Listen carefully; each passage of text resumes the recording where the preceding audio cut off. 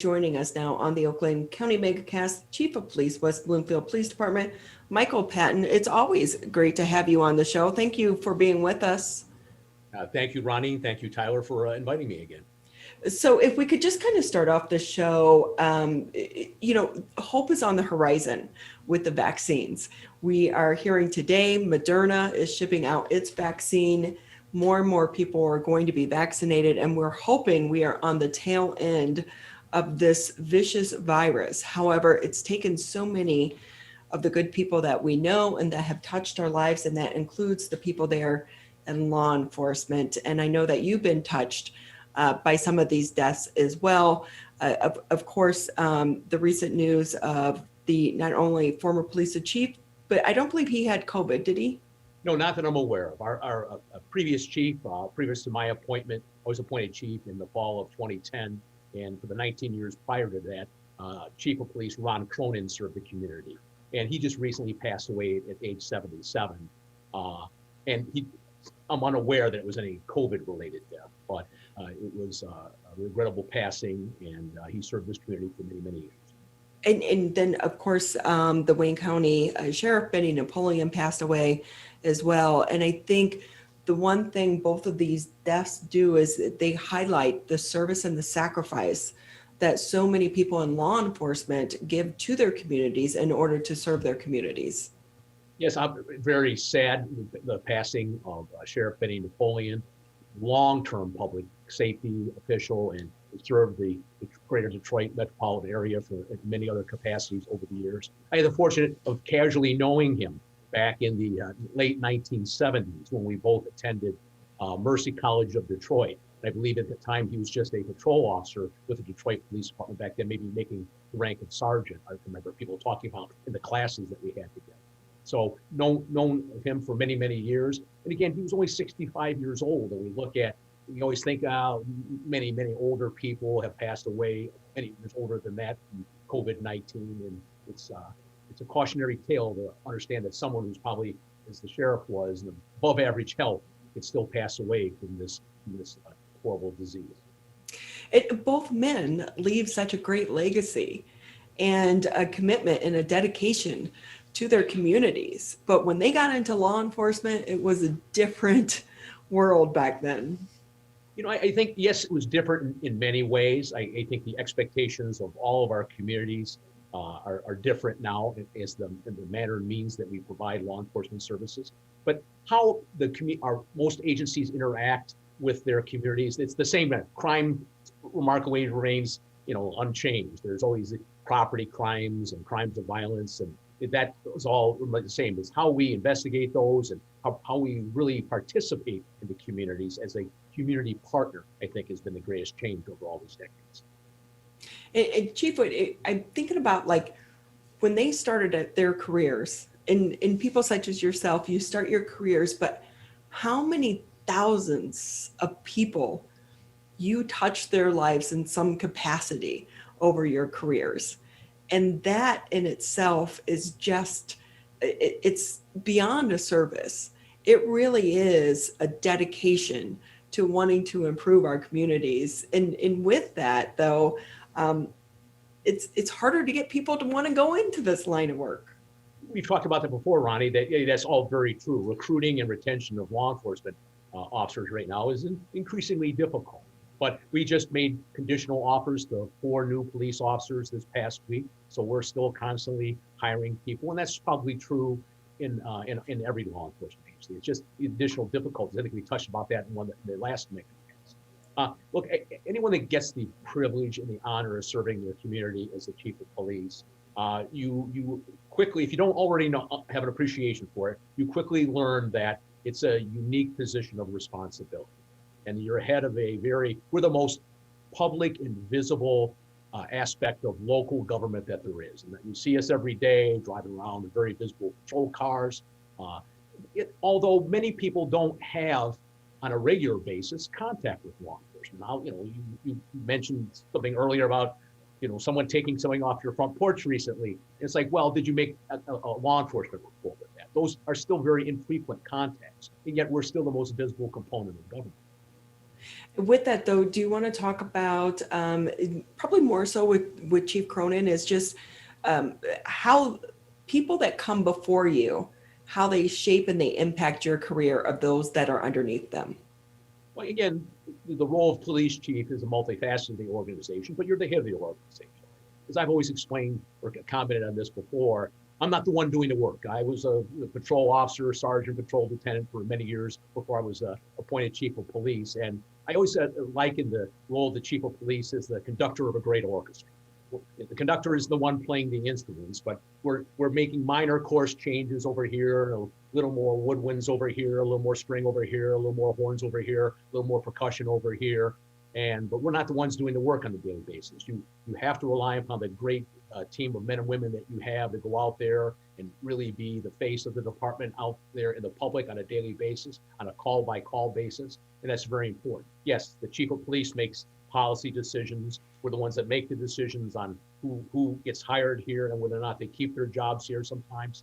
And but really it's the great men and women of the police department. And it's not just the officers, it's the dispatchers and the records clerks and the police service aides. And, we couldn't drive a car. We didn't have great mechanics and great cleaning and maintenance people. So it's a great team of men and women here that help provide all these great services. Well, Chief, I think sometimes they at least have the easier job because they know their mission. You have to navigate the politics, and no one wants that. But that aside, you have a great team over there at the West Bloomfield Police Department. But we're going into the winter months and we're in the holiday season. Porch pirates are everywhere.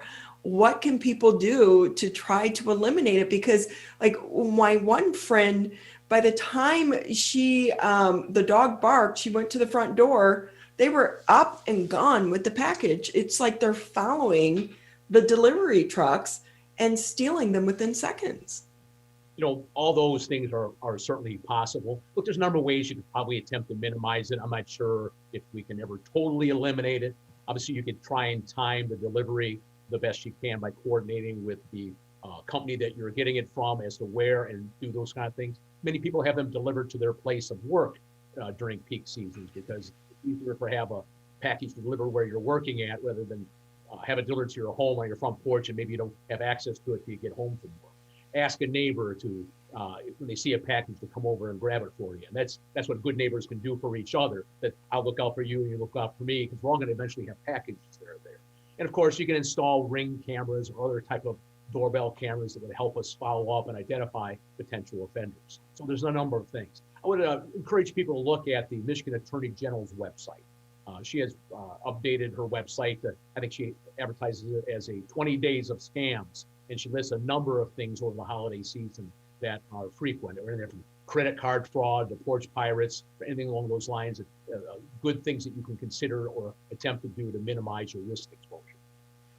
So I will say, because it seems like even with the Ring cameras, some of these porch pirates, they don't care. It's like they realize they're going to be on camera, because it's not a secret if a house has a Ring camera.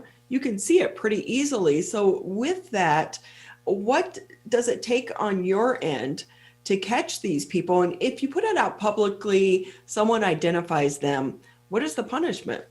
Well, obviously, it can be very serious. I mean, the legislature in the last couple of years changed a little bit, increased the penalties.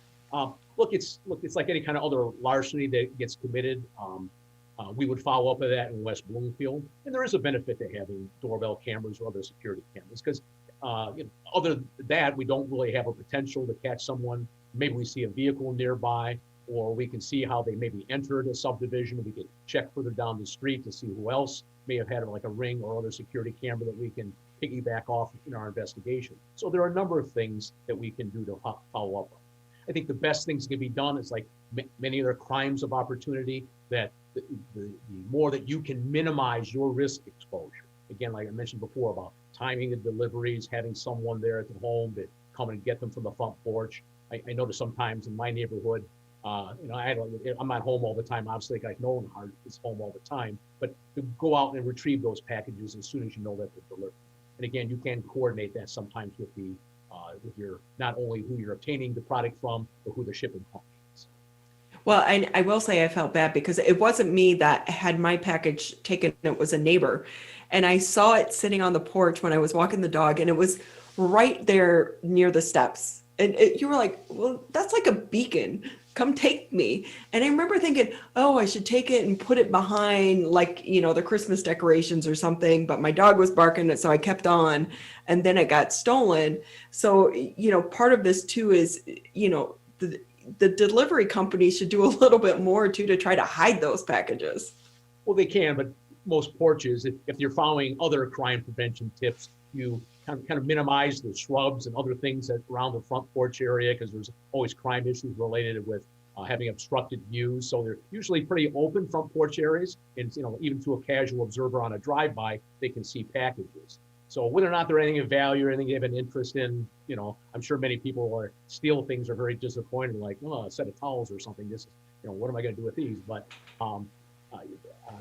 anything you can do to minimize that, as far as getting them off your front porch, neighbors watching out for other neighbors, I think that's a good thing to help coordinate within your local, smaller neighborly or communities.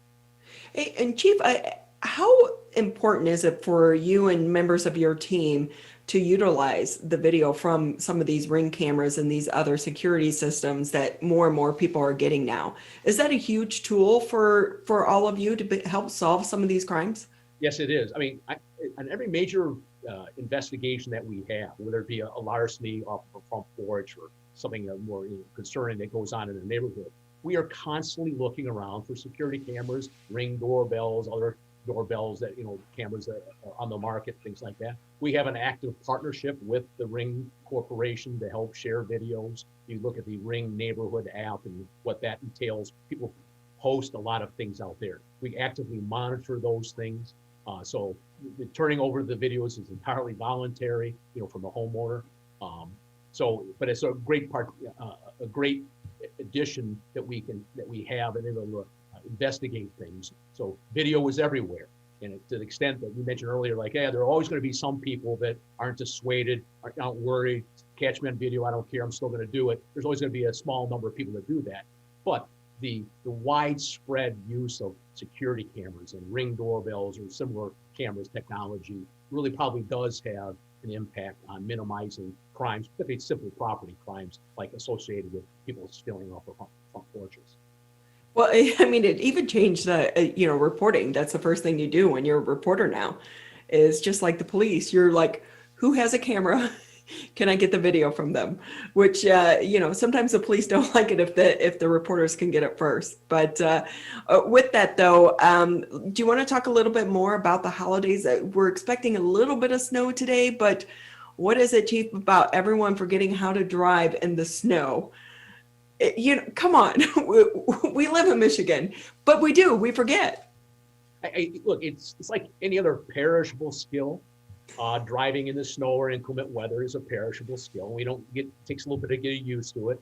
Again, we're so used to it. Again, in West Bloomfield and, under the leadership of our township board, they've really partnered well in the last few years with the Road Commission of Oakland County, and our roads are in very, very good shape in the township. Well, as soon as you get great roads, you get people driving incrementally a little bit faster, not only just in subdivisions, but also in the main roads. And so that presents a problem for us. And of course, we're out there enforcing traffic laws, when we can. But driving in the snow is obviously, a thing. Of course, we've already had a little bit of snow so far, not tremendous snowfall, but an inch or two here or there. And we're going to have some more on the horizon. We're entering the major winter season. So be careful, slow down, consider what you're doing. It takes more time to get where you're going, allow yourself more time, and all the traditional kind of tips or recommendations that we provide. We say it every single year, but people either don't follow it or they just become so relaxed, especially if you have an SUV. Well, I think sometimes there's a complacency involved, because you think you have all-wheel drive or an SUV, like you mentioned, that somehow they're like tank treads going through the snow. They're not. It gives you probably some control advantage in some situations as compared to others, but it's not that great. So it's one of those things that it gives you an advantage, but you still have to be mindful of your speed, how close you follow other vehicles. Again, allowing yourself more time. So all those things are factors, and be patient, because there are obviously some people that are really good at driving in the snow, and there's other people that are a little more pensive about it and a little more apprehensive about it, and they will drive even more slowly, and that sometimes that kind of makes other drivers impatient. But patience is always a virtue when you're driving, particularly in the winter months. And I think some people don't realize that if they slide off the side of the road, they could actually get a ticket because they're driving too fast for conditions. They really can. And look, that's one of the things that we'll check boxes on the UD10 crash reports or something that we would cite someone for if they are at fault in a traffic crash. I mean, we understand when, road conditions are the like that, it's no one, even you see the police cars driving off the road conditions are so bad. That's sort of a different scenario. It's like those road conditions are so bad that even despite the best efforts of local communities or the road commission of Oakland County, they can't really keep up with the tremendous snowfall or icy rain or something like that on the road. So they're really hardworking. You see those road crews out there during the winter, and they are truly working very hard and to keep our roads as passable and as safe as possible. But it's incumbent upon all of us as individual drivers to slow down, to create greater distance, to allow ourselves more time in order that we don't, drive off the road or have a crash with somebody. So, yes, welcome to winter in Michigan. Right. It arrives every year, whether we want it to or not. With that, Chief, though, if we could talk a little bit about the vaccine. Oakland County got its first round of doses this past week. What are the plans there at the West Bloomfield Police Department? Will some of your officers be getting them? And if so, when? Yes, I think you look at the county website or the releases they have put out so far. You see the hierarchy of who's going to get it first, and they put some fairly decent thought into this. Eventually, a little bit lower down in one of the tiers is going to be your public safety officials, both police and fire. So we're not the first in line here, but we'll be a little further down the line. But I anticipate that's around the corner. So when we get further details from the county, we'll probably encourage all of our officers to go up there and to get a vaccine. I know at the Oakland County Chiefs recently, there was some discussion about the potential of possibly having all the chiefs of police in Oakland County participate in a group vaccination project, just to encourage people that the vaccination is very important as far as if and when we get out of this global pandemic and we attempt to restore a kind of normalcy to our lives here, both locally and across the nation. Oh gosh, we will all want that so much. But with that, what are the conversations there at the West Bloomfield Police Department? Is it going to be people who want to do it on a volunteer basis first, or will this be mandated on some level? Well, there's always a question about whether an employer can mandate it. And again, I would probably leave that to our elected officials and our legal representatives to make that determination. But for right now, we would, our position is that we would encourage, all of our members that as soon as possible that the vaccine is available to them, given their classification of employee, that they get vaccinated. I mean, obviously, we have not been immune. I think we may have been fortunate, but we've not been immune. I think we've had 7 people within our work group here over the last several months test positive. And again, we have many more people, I think almost on a daily basis. I do a review of an employee that is potentially exhibiting symptoms related to the COVID-19 virus. And again, most of them are going to be fine. They go out and get tested, they test negative, but almost on a daily basis, we're doing that for some employees. And again, some of our work groups are potentially more vulnerable just given the technical nature of what they do, or how few of them are actually in the organization. Let's say like our dispatchers, the men and women that answer our 911 calls for service. Not anyone, they just can't put any employee in there to work that. They're very the technical nature of their job is unique. And so if I was to have a mass outbreak or infection rate in there, that would be very problematic as far as providing services here. Number of officers that are off at a given time, that is not as significant, even though we're always concerned that their illness doesn't progress to something that more serious or that cause a serious ongoing concern for something as overly tragic as the Sheriff Napoleon experienced. It's got to be so troubling to think, like, what happens if this group gets it, how do we then fill those spots, and that constant shuffle. But you're lucky enough to be in a large enough police department that you do have enough personnel to kind of shift people around to address those issues. And with that, though, do you think this vaccine means the end is near? Well, I like to think it's one of the aspects that will get us back to, look, at some point in time, when your crystal ball, Ronnie and Tyler, as good as anyone else's, but at some point in time, this will all be in the rearview mirror.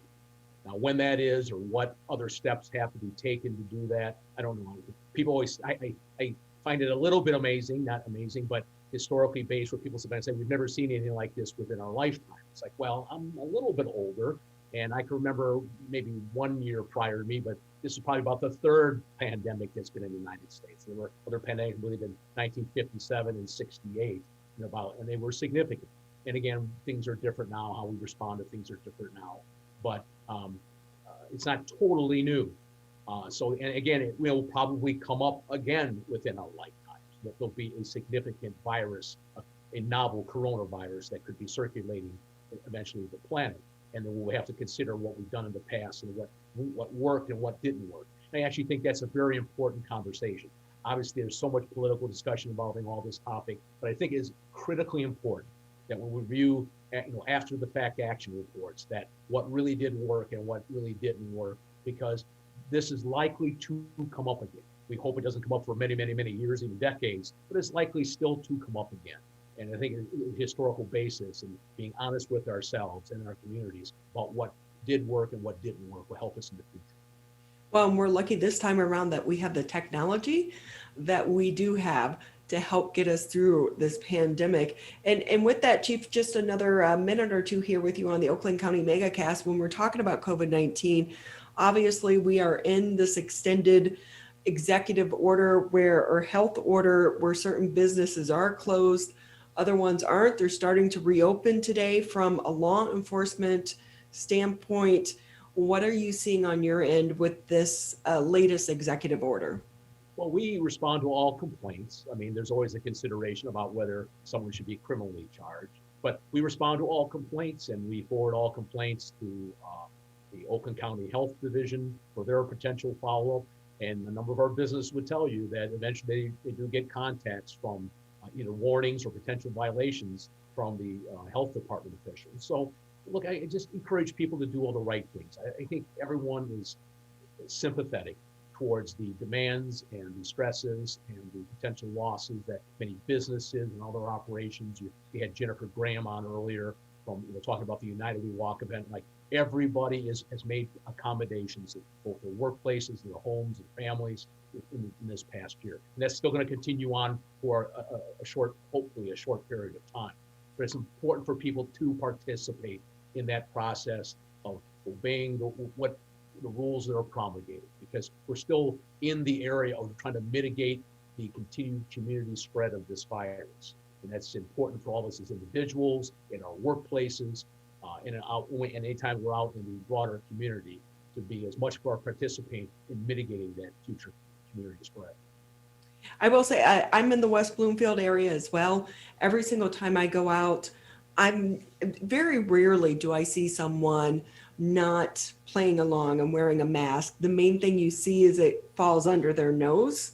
But for the most part, I don't see a lot of violations when I'm out just in general in the public. So I think 9 months into this, we get it. Everyone just wants it to be over as well.